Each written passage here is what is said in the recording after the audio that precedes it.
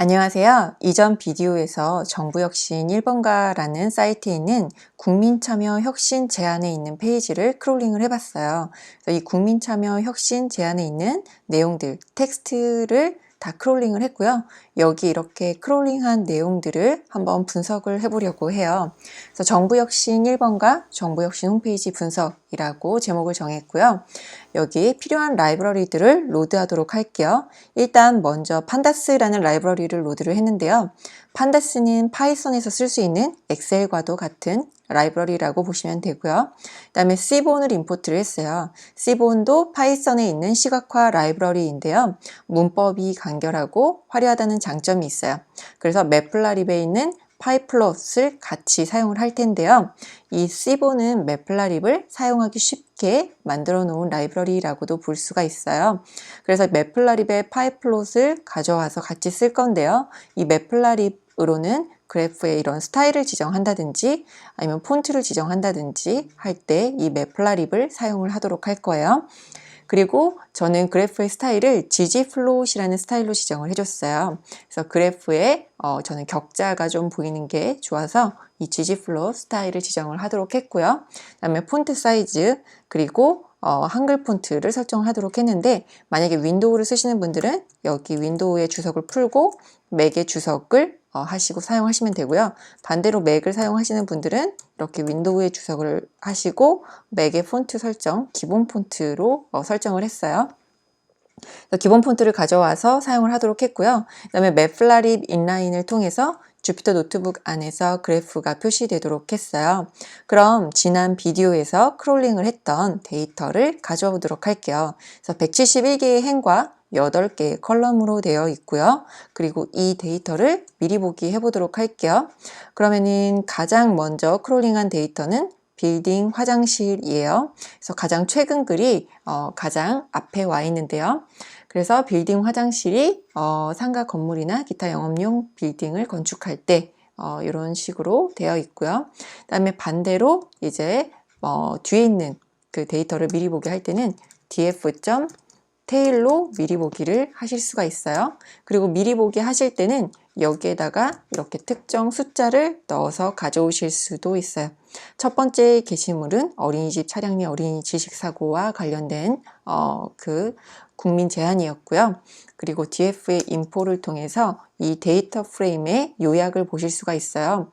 그럼 SGID에 보시면은 인트형으로 되어 있고요. 나머지는 오브젝트 타입으로 되어 있고 보트, 투표는 인트 형식으로 되어 있고요. 그 다음에 오서는 이제 글을 쓴 사람이에요. 그래서 그 ID 값과 그 다음에 투표수는 숫자, 인트 타입으로 되어 있다라는 것을 확인할 수가 있고 전체 레인지는 171개의 데이터 가지고 있는데 인덱스 번호는 0부터 170번이다 라고 이해하시면 돼요.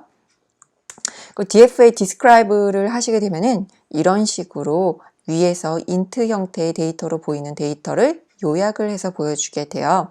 그리고 여기에서 보시게 되면은 ID 값이라서 그렇게 큰 의미는 없을 것 같고요. 투표수를 봤을 때 투표수의 카운트 171개, 그 다음에 투표수의 평균은 44, 그 다음에 최고 투표수, STD는 표준 편차, 그 다음에 최소값은 0, 그 다음에 그 4분의 수로 봤을 때 상위 25%, 50%, 75%, 그 다음에 최대값이에요. 투표수가 제일 많은 거는 2037로 보여져요. 그리고 여기에서 다른 옵션을 쓸 수가 있어요. 키보드 키를 눌러서 이렇게 화면이 떴는데요. 이 그 툴팁은 어떻게 띄우는 거냐면요. Shift 탭 키를 누르시면 돼요. 그래서 제가 위에 적어 드리도록 할게요. Shift 탭 키를 누르면 도움말을 보실 수 있습니다. 이 도움말은 더 정확히 표현하자면 닥스트링이라는 거예요. 닥스트링을 보실 수가 있어요. 그래서 닥스트링을 한번 Shift 탭으로 보도록 할게요. 그래서 닥스트링에서 Shift 탭에서 탭을 한 번 더 누르면은 이렇게 넓게 보실 수가 있어요.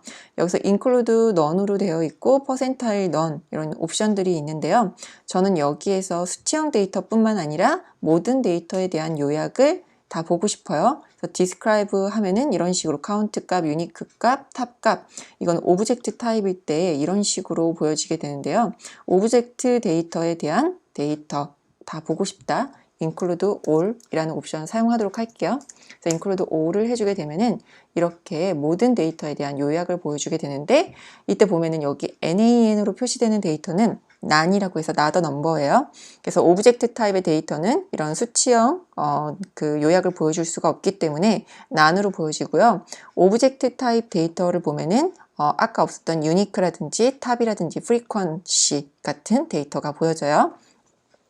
이 frequent는 가장 자주 등장하는 건데, 카테고리로 봤을 때는 보건복지 카테고리가 가장 많다라는 것을 보실 수가 있고요. 그리고 타이틀은 아마 다 달라서 저와 다르게 보이실 수도 있어요. 그리고 생태조성이라는 분이 10번의 게시물을 작성을 해주셨네요. 이런 식으로 데이터의 요약을 볼 수가 있고요. 6월 12일부터 9월 9일까지 청원이 11건으로 가장 많이 올라왔다라는 것을 이런 식으로 확인해 보실 수가 있어요. 그 다음에 DF의 카테고리 밸류 카운트 하시면요, 이 위에서 봤던 카테고리 값, 이 카테고리 값에 대한 그룹화된 데이터의 카운트 값을 보실 수가 있어요. 그래서 보건복지, 일반행정, 기타, 안전 순으로 여기 제한이 올라온 상태이고요. 그리고 여기 이제 C분으로 시각화를 해보도록 할게요. 그래서 여기 카운트 플롯으로 카운트 플롯 그 카테고리를 카운트 플롯으로 그려서 이 위에서 이렇게 밸류 카운트 했던 것을 카운트 플롯으로 그려보고요. 그 다음에 카테고리별 평균 투표수를 한번 시각화 해보도록 할게요. 그럼 이런 식으로 서브 플롯을 사용을 해서 PLT의 서브 플롯, 매플라립에 있는 기능을 사용을 했어요. 그래서 AX1, AX2로 이렇게 AX에 지정을 해줬어요. 그래프를 두 개를 표현을 하도록 했고요. 이 앞에 거는 카테고리별 제한수, 그 다음에 오른쪽 거는 평균 투표수예요. 그리고 여기 검은색 바가 보이는데요. 이 검은색 바는 신뢰 구간으로 보시면 돼요. 그래서 편차가 좀 큰 편이다.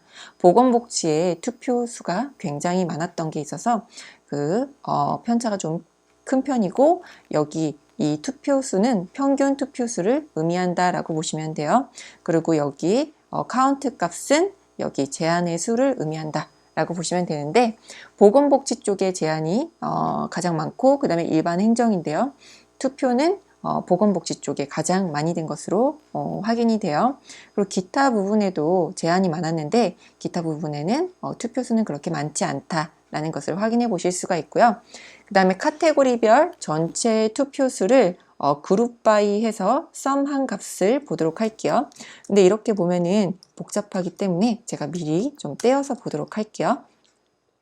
그래서 투표수를 썸을 했어요. 각각의 카테고리별로 그룹 바이를 한 다음에 그룹화 한 다음에 투표수에 대해서 썸 하게 되면은 투표수를 전부 다 더했어요. 그래서 보건복지 분야에 투표수가 엄청 많은 것을 확인해 볼 수가 있는데요.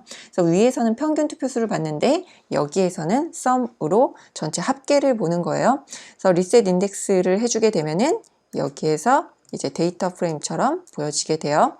그리고 여기 sort values, both ascending, false 요거를 또 뜯어서 보도록 할게요. 이런 식으로 점하고 메소드 체이닝 해서 보실 수가 있는데요. 투표수 순으로 보면은 보건복지 가장 많고, 일반행정, 인권평등, 안전, 기타, 반부패 청렴 순이다 라고 보시면 되고요. 이거를 이렇게 DF 카테고리 보트라는 데이터 프레임으로 다시 담아줬어요. 그래서 이 데이터 프레임의 헤드로 투표수가 많은 하나, 둘, 셋, 넷, 5개의 분야만 미리 보기를 했어요. 그리고 기간을 보면은 이제 기간이 오브젝트 타입으로 되어 있었어요. 그래서 이거를 연월일 10분초로 나눠보기 위해서 PD, 판다스에 있는 데이터 프레임 형태로 데이트 타임 형태로 바꿔줬는데요. 이 기간 데이터부터는 다음 영상에서 이어서 보도록 할게요. 네, 감사합니다.